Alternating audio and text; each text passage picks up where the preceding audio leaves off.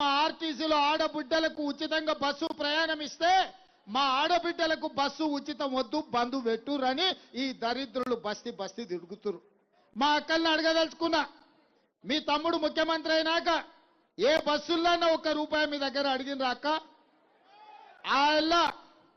వాళ్ళ పాలనలో అమ్మగారింటికి పోవాలన్నా, బల్కంపేట అమ్మవారిని దర్శించుకోవాలన్నా, యాదగిరిగుట్ట లక్ష్మీ నరసింహస్వామికి దండం పెట్టాలంటే ఇంటి ఆయన దగ్గర కిరాయి పైసలు అడగాలి.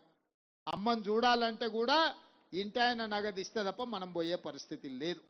కానీ ఇవాళ ఇంటి ఆయన అక్కడ ఆఫీసుకు పోతే ఆయన వచ్చే లోపల అమ్మగారి ఇంటికి పోయి అమ్మతో జరసేపు కూర్చొని మాట్లాడొచ్చే పరిస్థితి ఉంది.